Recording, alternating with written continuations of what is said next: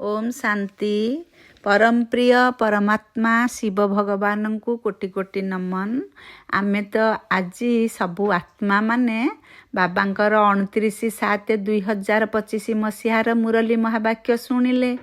पुणी आमे आउ थरे से सद्गति दाता सद्गुरु आमको कर्मबंधन मुक्त होगा पाप दग्ध करने विभिन्न प्रकार ज्ञान अस्त्र जोगाउछंती जणाउछंती ताकू आमे पुणी आउ थरे शुणिबा तर्जमा करिबा। आमे तो जानिचे आमर प्रिय दादी जानकी दादी दिन को 21 थर मुरली महावाक्य पढ़ुथिले। सेमती आमे निश्चित भावरे पुणी आउ थरे शुणिबा आहुरी सशक्त हेबा धारणायुक्त हेबा। बाबा आज कहिले जे शरीर रे आत्मा प्रवेश कले शरीर मूल्यवान हुए, किंतु आत्मा को किए श्रृंगार करूनाहांती, शरीर को समस्ते श्रृंगारित करुछंती। सतरे आत्मा चली गले शरीर मढ़ हो जाए बा शब हो जाए, ताकू छुईले छुआ हुए बोली कहती। तेणु आमे से विनाशी शरीर को एते श्रृंगार करिबार आवश्यकता नहीं, आमे आत्मा को श्रृंगार करिबा। आत्मा को केमिति श्रृंगार करिबा? आत्मा को श्रृंगार करिबा पाई आमर माने दैवी गुण धारण करिबा, जेमती सरलता मधुरता हर्षित मुखता इत्यादि विभिन्न प्रकार दैवी गुण रे आत्मा को श्रृंगार करिबा। गुण ज्ञान शक्ति पवित्रता इत्यादि बाबांक ठारू सबु शक्ति आनी सबु ज्ञान आत्मा रे भरिबा। बाबा कहले प्रकृत रे आमर कर्तव्य कौन बाबा आज बुझेई देले, आउ आमे की प्रकार सेवा करिबा से कथा बाबा कहले। आमर काम हला निजर हमजिन्स बा समवर्गी बा समसाथी मानंकु नररु नारायण करिबा, नारीरु श्रीलक्ष्मी हेबार उपाय बतई दबा। हेले आम कथा शुणिब किए? आमे एक कथा जानिले केमिति से कथा भी जहा को कहिबा विश्वास करिबे। तो प्रथमे आमर चाली चलन रिफाइन बा मार्जित हेबा दरकार। काहा प्रति सामान्यतम मोह रहिबो नाही।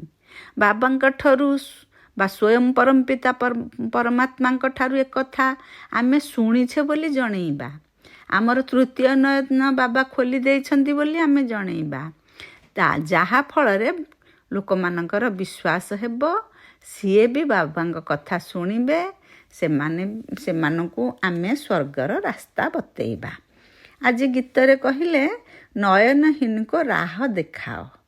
प्रकृत रे ये गीतर अर्थटा को आज बाबा स्पष्ट करिछंती।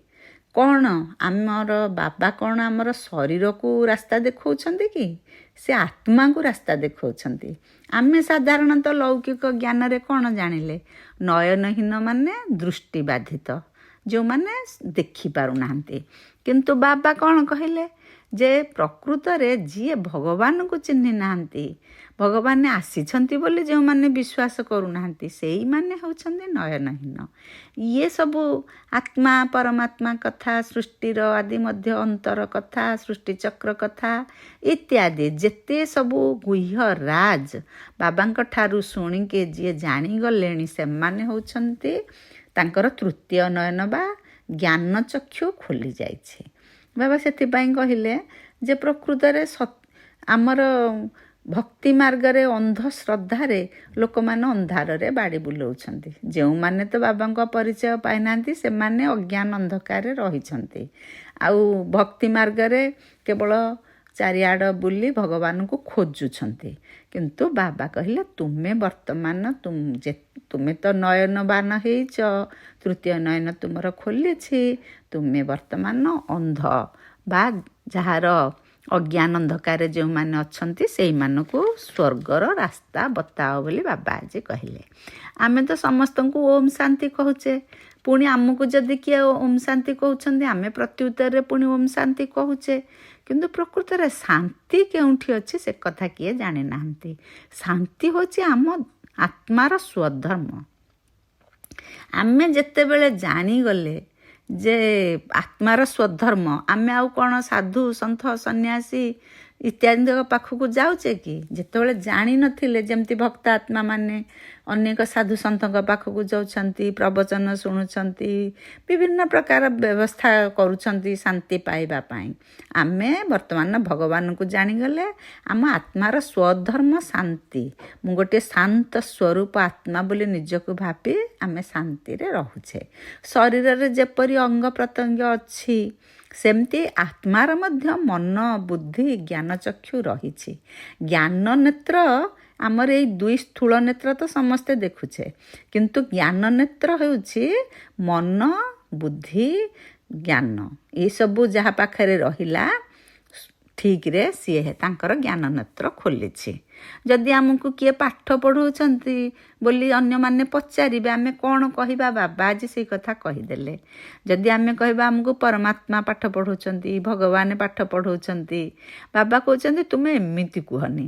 କାହିଁକି ନା ଶିବ ବାବାଙ୍କର ଆମେ ସନ୍ତାନ ହେଲେ, ଶିବ ବାବା ଶିକ୍ଷକ ହେଲେ, ଆମେ ଶିକ୍ଷାର୍ଥୀ ହେଲେ, ତାଙ୍କର ସମସ୍ତ ସମ୍ପତ୍ତିର ଆମେ ପାଇଲେ, ଉତ୍ତରାଧିକାରୀ ହେଲେ। ତେଣୁ ବାବା କହିଲେ ତୁମେ, ବାବା ଅକ୍ଷର ଅତି ମଧୁର, ନିଜର ଅତି ସହଜ ଅକ୍ଷର। ତୁମେ ସବୁବେଳେ କୁହ ଆମକୁ ବାବା ପାଠ ପଢ଼ଉଛନ୍ତି, ଆମେ ବାବାଙ୍କ ସମ୍ପତ୍ତିର ଉତ୍ତରାଧିକାରୀ, ଏଇଭଳି କୁହ। ବାବା ସ୍ୱୟଂ କହୁଛନ୍ତି ସେ ଆମର ପରମ ପିତା। ଡ୍ରାମା ଅନୁଯାୟୀ ତାଙ୍କ ନାମ କିନ୍ତୁ ଶିବ ବୋଲି ରଖାଯାଇଛି। ପ୍ରକୃତରେ ଶିବ ଅର୍ଥ କଲ୍ୟାଣକାରୀ।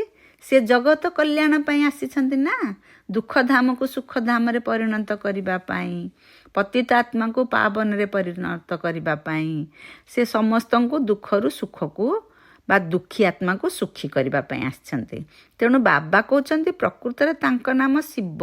ଶିବର ପ୍ରକୃତ ଅର୍ଥ ହେଉଛି କଲ୍ୟାଣକାରୀ, କିନ୍ତୁ ଭକ୍ତିରେ ମନ୍ଦିରରେ ଶିବଲିଙ୍ଗ ରଖି ତାଙ୍କୁ ଅନେକ ନାମରେ ନାମିତ କରିଛନ୍ତି। କିଏ କିଏ ତ କହୁଛନ୍ତି ଭଗବାନ ନାମ ରୂପରୁ ଅଲଗା, କିନ୍ତୁ ଅନେକ ନିଶ୍ଚିତ ଭାବରେ ମନ୍ଦିରରେ ପୂଜା କରୁଛନ୍ତି। କିନ୍ତୁ ତାଙ୍କର ଅନେକ ନାମ ଯେଉଁ ରଖିଛନ୍ତି, ଆମେ ଜାଣିଗଲେ ଯେ ବାବାଙ୍କର ଗୁଣ ଓ କର୍ତ୍ତବ୍ୟବାଚକ ସବୁ ରହିଛି। ଯେମିତି ବୈଦ୍ୟେଶ୍ୱର, ସେ ଆତ୍ମାର ରୋଗ ବିନାଶ କରନ୍ତି, ନିରୋଗ କରନ୍ତି।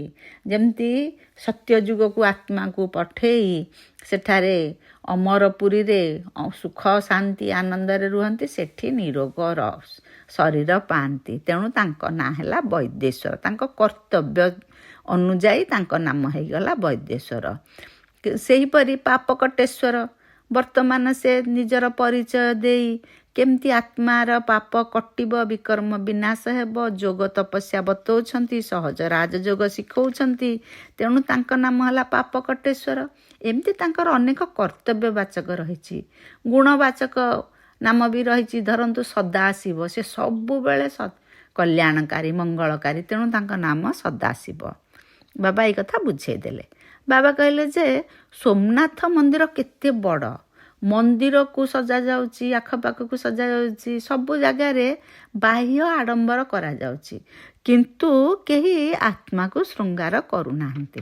ପ୍ରକୃତ ଆତ୍ମା ହେଉଛି ଅବିନାଶୀ, ତାକୁ ଶୃଙ୍ଗାର କରିବା ହେଉଛି ଆମର କାମ। ବାବା କହିଲେ ଆତ୍ମାରେ ହିଁ ଜ୍ଞାନ ଥାଏ। ଆମେ ଏଇଟାର ଅର୍ଥ ବି ବାବା ଆଜି ବୁଝେଇ ଦେଲେ। ଶରୀରରେ ଜ୍ଞାନ ନଥାଏ, ଆତ୍ମାରେ ହିଁ ଜ୍ଞାନ ଥାଏ। କେମିତି ଆମକୁ ବୁଝେଇଲେ ଯେ ବାବା ଆସିକି ଆମକୁ କେତେ ପ୍ରକାର ଜ୍ଞାନ ଦେଉଛନ୍ତି। ସାରା ସୃଷ୍ଟି ଚକ୍ରର ଜ୍ଞାନ, ବିଭିନ୍ନ ପ୍ରକାର ଜ୍ଞାନ ଦେଲେ। ଗୁହ୍ୟ ରାଜ ବହୁତ ବତେଇଲେ। ବାବା ତ ବିନ୍ଦୁ ନିରାକାର, ତାଙ୍କର ତ ଶରୀର ନାହିଁ, ତାହେଲେ ଏତେ ଜ୍ଞାନ କେଉଁଠି ରହିଲା? ସେଇ ଆତ୍ମାରେ, ସେ ପରମପିତା ପରମାତ୍ମା, ତାଙ୍କ ଆତ୍ମାରେ ଏତେ ଜ୍ଞାନ ରହିଛି। ଆମେ ସମସ୍ତେ ସେମିତି ଗୋଟିଏ ଗୋଟିଏ ଆତ୍ମା, ଆମ ଆତ୍ମା ଭିତରେ ସେମିତି ରହିଛି ଜ୍ଞାନ ବା ଆମର ସବୁ ପାର୍ଟ ତାରି ଭିତରେ ରହିଛି। ସେଇ ଅନୁଯାୟୀ ଆମେ ଅଭିନୟ କରୁଛେ। ବାବା ଆଜି କହିଲେ ଜ୍ଞାନ ନେତ୍ରହୀନ କିଏ, ସେଇ ବିଷୟରେ ବୁଝେଇଲେ।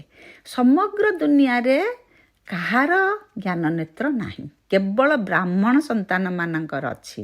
କାରଣ ଯିଏ ବାବାଙ୍କୁ ଜାଣିଛନ୍ତି ତାଙ୍କର ଜ୍ଞାନ ନେତ୍ର ଖୋଲିଛି। ଭକ୍ତି ମାର୍ଗ ଓ ଜ୍ଞାନ ମାର୍ଗ ମଧ୍ୟରେ ବହୁତ ଫରକ ଅଛି। ବାବା ତାକୁ ବି ଆଜି କହିଦେଲେ ଯେ ରଚୟିତା ଓ ରଚନାର ଆଦି ମଧ୍ୟ ଅନ୍ତର ଜ୍ଞାନ ଯେଉଁ ଜାଣିଲେ ବୋଲି ଆମେ ଚକ୍ରବର୍ତ୍ତୀ ରାଜା ହେବା, एकथा केवल ज्ञान मार्गरे आमे जानिले, भक्ति मार्गरे एकथा आमे जानी नथिले। प्रकृत रे देह अभिमानी किए आउ आत्म अभिमानी किए ता मध्यरे कौन फरक अच्छी ता विषय भी बाबा आज आमको बुझे देले। संसार रे उच्च योग्यताधारी निर्वाचन लढ़ी सांसद होउछंती, बड़ बड़ चाकरी करुछंती, किंतु सेमाने कौन मनमत परमत हिसाब रे चलती। केही हेले बाबांकर श्रीमतरे चलंतीनी, सेमाने हेले देह अभिमानी, किंतु आमे होचे देही अभिमानी बा आत्म अभिमानी। कहीं ना आमे बाबांकर मतरे चलुछे। मनुष्य शरीर को चाकचक्य करछंती, किंतु बाबा शरीर नुह आत्मा को देखुछंती। से विनाशी शरीर को न देखी अविनाशी आत्मा को देखुछंती। बाबा आज बुझेई देले जे जीवजंतुटीए जदि मरी जाउची तार चमड़ा नख दांत काम रे आसुची, किंतु ए मनीष शरीर सब होई गेले से कौनसी काम को नुहे। किंतु समस्ते मनुष्य जेहेतु सामाजिक प्राणी तार बुद्धि शुद्धि अच्छी, सीए केवल ता शरीर श्रृंगार करिबारे लागिची। बाबा आमको किपरि मूल्यवान करुछंती से विषय भी बहुत सुंदर भाव आज कहि दैछंती। बाबा आमको कौन मूल्यवान करछंती? आत्मा बाबांक ठारू ज्ञान शुणी जोग करी विकर्म विनाश करी मनीषरू देवता होउछि, धनवान होउछि, सबु संपत्तिर मालिक होउछि भगवान का संपत्तिर। तारे भी अनेक महिमा गान करा जाउछि। आमे पुणी फुलर बगीचा तैयारी करुछे। सत्ययुग होउछि गार्डन ऑफ फ्लावर्स। आमे एबे चारा लगाउछे। आमे निजे मध्य सुगंधित सुंदर फुल होउछे। बाबा को किए माली कहउछंती? बाबा क्लियर करके कहले जे जे सेंटर संभाळुछंती सेमाने हेले माली, बाबा होउछंती बागबान। मोगल राज्य आमे सुनिचे जे गोलाप फुल बगीचा जयपुर आम जाइकी देखीचे, सीए ताजमहल केते बड़ केते केते स्मृति केते लोक करिछंती। मनीष सब बहुत स्मृति रखी जाइछंती। जहा हेले भी से कौन बा से मनुष्य, किंतु बाबा आमको देवता करछंती। एइथुरु आमे निजर नशा चढ़िबा दरकार जे प्रकृत रे आमे किए, आमे कौन हेउछे। बाबा कहले जे लड़ाई रे मनुष्य बहुत मरुछंती, सेमानंकु साधारण भाव में कबर दिया जाउची बा जली पेट्रोल किरोसिन पकई जलई दिया जाउची। किंतु आमे आमे मरिले भी एई विनाशी शरीर मृत्यु हेले यही भली आमर दशा हेब। किंतु बाबा हमको आउ गोटे कथा बतई देले जे आमे अमरपुरी की जिबा, सेठी एमती तत्क्षणात मृत्यु इत्यादि किछि नथिबो, निरोग शरीर थिबो, से विषय रे जणैले। आमर विश्व मालिकपणर नशा रहिबा दरकार। बाबा आमको विश्वर मालिक करिए बोली कहिसंती। काहेकि आमे तो सत्यनारायणकर कथा शुणुछे, तामाने आमे निश्चय नारायण हेबा, एई कथा आमे निश्चित रहिबा। भक्ति रे अमरनाथ लोक यात्रा करुछंती, किंतु बाबा अमर कथा शुणाई आमको अमरपुरी को नेबा पाई आसीछंती। केते फरक देखंतु। भक्ति रे कष्ट सहिकी अमरनाथ यात्रा करुछंती, देखुछंती भगवान को जाइकी, किंतु भगवान स्वयं आसिकी आमको अमरपुर को नेबे। भक्ति रे कष्ट सहिकी जाउछंती, किंतु बाबा स्वयं आसिकी आमको खुशी रे आनंद रे मिठा संतान कही सुनाउछंती। भक्ति रे हे प्रभु अंध मानकु रास्ता बताओ बोली डाकुछंती, किंतु बाबा आसी आमर ज्ञानर तृतीय नेत्र खोलुछंती। तामाने भक्ति आ ज्ञान मध्य केते मार्ग मध्य केते फरक देखंतु। सुंदर स्थूल नयन पाई मिस इंडिया पाउछंती पुरस्कार केते कौन, किंतु आखि की जोटा सुंदर दिसुची विकारी दृष्टि द्वारा से माने तामसिक आचरण भी करुछंती। तेणु ये स्थूल नयनर काम नुहे, ये सूक्ष्म नयनर कथा बाबा आज कहले। कृष्णंकर केते महिमा हेउची, काहेकि महिमा हेउची? कारण से 5000 वर्ष तलर कथा, से सेते बेले स्वर्गर राजकुमार थिले, किंतु तथापि आज पर्यंत कृष्णंकर महिमा गान करा जाउची, मंदिर प्रतिष्ठा करी तांको पूजा करुछंती, केते कौन होउची। ସେଥିପାଇଁ ବାବା ବୁଝେଇଦେଲେ ଯେ ସବୁଠାରୁ ଅଧିକ ସୁନ୍ଦର ଶ୍ରୀକୃଷ୍ଣ ଥିଲେ, ସବୁଠାରୁ ପ୍ରଥମେ ସେ କର୍ମାତୀତ ଅବସ୍ଥା ପ୍ରାପ୍ତ କରିଥିଲେ, ସେଥିପାଇଁ ସେ 1 ନମ୍ବରରେ ରହିଛନ୍ତି। ଏପର୍ଯ୍ୟନ୍ତ ତାଙ୍କର ମହିମା ଗାନ ଚାଲିଛି। ବାବା ଦେଖୁଛନ୍ତି, କହୁଛନ୍ତି ସବୁବେଳେ ପିଲାମାନେ ତୁମେ ମନ୍ମନା ଭବ, ମାନେ ସବୁବେଳେ ମନେ ମନେ ମୋତେ ରଖ, ମୋ ପାଖରେ ରୁହ, ମୋତେ ସ୍ମୃତିରେ ରଖ। ପିଲାମାନେ ବି କ୍ରମ ଅନୁଯାୟୀ ବାବାଙ୍କୁ ମନେ ପକାଉଛନ୍ତି, ଯେମିତି ସେଇ ଅନୁଯାୟୀ ତାଙ୍କର କ୍ରମାନ୍ୱୟରେ ରହିବେ ବୋଲି ବାବା ଖୋଲିକି କହିଦେଲେ। ଲୌକିକ ପରିବାରରେ ଧରନ୍ତୁ ଜଣଙ୍କର 5ଟି ସନ୍ତାନ, ସେମାନଙ୍କ ଭିତରେ ବି ଫରକ ଅଛି, କିଏ ସବୁଠୁ ଭଲ, କିଏ ବୁଦ୍ଧିଆ, କିଏ କ'ଣ, ସେମିତି କ୍ରମାନ୍ୱୟରେ ପିତାମାତା ତାଙ୍କୁ ହିସାବ କରନ୍ତି। ସେମିତି ବାବାଙ୍କର ସ୍ନେହ ମଧ୍ୟ କ୍ରମ ଅନୁଯାୟୀ ରହୁଛି। କାହିଁକି ନା ଆମେ ଯେମିତି କରିବା ବାବାଙ୍କ ପାଇଁ, ଆମ ପାଇଁ ବାବାଙ୍କର ସେମିତି ରିଟର୍ନ ମିଳିବ ଆମକୁ। ବାବା କହୁଛନ୍ତି ଯେ ବୁଦ୍ଧି ଚଳଣି ବହୁତ ମାର୍ଜିତ କରିବା, କିଙ୍ଗ କୁଇନ୍ ଫ୍ଲାୱାର ହେବା, ଯେମିତି ବ୍ରହ୍ମା ବାବା ଆଉ ଜଗଦମ୍ବା ସରସ୍ୱତୀ ହେଇଥିଲେ। ଜ୍ଞାନ ଯୋଗ ଉଭୟରେ ସେ ତୀକ୍ଷ୍ଣ ଥିଲେ, ବ୍ରହ୍ମା ବାବା ଆଉ ଜଗଦମ୍ବା ସରସ୍ୱତୀ। ଆଉ 8ଟି ମୁଖ୍ୟ ରତ୍ନ ବୋଲି ବାବା ସବୁବେଳେ କହୁଛନ୍ତି। ପ୍ରଥମେ ଶିବ ଫୁଲ ହିସାବରେ, ତାପରେ ରହିବେ ଯୁଗଳ ବ୍ରହ୍ମା ବାବା ଆଉ ସରସ୍ୱତୀ ଯୁଗଳ ମୂର୍ତ୍ତି ହିସାବରେ ରହିବେ। ବର୍ତ୍ତମାନ ବ୍ରାହ୍ମଣମାନଙ୍କର ପୂଜନ ହେବନି, ତାଙ୍କୁ ସ୍ମରଣ କରୁଛନ୍ତି ବୋଲି ବାବା କହୁଛନ୍ତି। ଯେଉଁ ଭକ୍ତିରେ ଲୋକମାନେ ମାଳା ଗଡ଼ଉଛନ୍ତି, ତାମାନେ ଏଇ ବ୍ରାହ୍ମଣ ଆତ୍ମାମାନଙ୍କୁ ହିଁ ସେମାନେ ସ୍ମରଣ କରୁଛନ୍ତି। ଏବେ ବ୍ରାହ୍ମଣ ସନ୍ତାନମାନଙ୍କ ଉପରେ ଫୁଲ ଚଢ଼ା ହେବନି। ସତ୍ୟ ଯୁଗରେ ସେମାନେ ଦେବତା ହେବେ, ଦ୍ୱାପର ଯୁଗରୁ ପୁଣି ଦେବୀ ଦେବତା ଆସନରେ ରହି ପୂଜା ପାଇବେ, ସେତେବେଳେ ଫୁଲ ଚଢ଼ା ହେବ। ବାବା କହୁଛନ୍ତି ଲକ୍ଷ୍ମୀ ନାରାୟଣ ସମ୍ପୂର୍ଣ୍ଣ ନିର୍ବିକାରୀ, କିନ୍ତୁ ଲୋକମାନେ ଭାବୁଛନ୍ତି ସଂସାର କେମିତି ବଢ଼ିବ। ବାବା ସେଇଠି ଆଜି ବୁଝେଇ ଦେଲେ ଯେ ଲକ୍ଷ୍ମୀ ନାରାୟଣ ସମ୍ପୂର୍ଣ୍ଣ ନିର୍ବିକାରୀ। ଏମିତି ନୁହେଁ କି ସେ ସନ୍ତାନ ତାଙ୍କର ହେବନି, କି ଏମିତି ନୁହେଁ କି ଟ୍ୟୁବ୍ ଦ୍ୱାରା ସନ୍ତାନ ଜନ୍ମ ହେବ। ବାବା କହୁଛନ୍ତି ସମ୍ପୂର୍ଣ୍ଣ ପବିତ୍ର ଦୁନିଆ, ଶରୀର, ଆତ୍ମା, ପରିବେଶ ସବୁ ସମ୍ପୂର୍ଣ୍ଣ, ସନ୍ତାନ ବି ସେମିତି ସମ୍ପୂର୍ଣ୍ଣ ପବିତ୍ର ବିଧିରେ ଜନ୍ମ ହେବ। ବାବା ଆଜି କହିଲେ 7 ଦିନିଆ ଭଟ୍ଟି ଉପରେ। ବାବାଙ୍କର 7 ଦିନିଆ କୋର୍ସ କରାହେଉଛି, 7 ଦିନିଆ ଭଟ୍ଟି କରାହେଉଛି। ଯେମିତି ଚାଲିଛି ଯେ ଇଟା ଭାଟିରେ ମନେକର ପୋଡ଼ା ଯାଉଛି, କେତେ ଇଟା ସମ୍ପୂର୍ଣ୍ଣ ପୋଡ଼ି ହେଉଛି, କେତେ ଇଟା ଅଧା କଞ୍ଚା ହେଉଛି। ସେମିତି ଆମର ଭଟ୍ଟି ଚାଲେ, ସେଥିରୁ କେତେଜଣ ପୁରା ବାବାଙ୍କୁ 100ରୁ 100 ସମର୍ପଣ ହୁଅନ୍ତି, ଆଉ କେତେଜଣ ବି ତା ଭିତରେ ବାବାଙ୍କ ପ୍ରତି ତାଙ୍କର ସେତେ ନିଶ୍ଚୟ ବୁଦ୍ଧି ଆସେ ନାହିଁ। ବିଲେଇ କଥା ତ ଆମେ ଜାଣିଛେ, ଇଟା ଭାଟିର ବିଲେଇ କଥା। ମାୟା ବିଲେଇ ବି ଆମର ବିଘ୍ନ ପକାଉଛି, ଆମ ଅବସ୍ଥା ତଳକୁ ଖସଉଛି।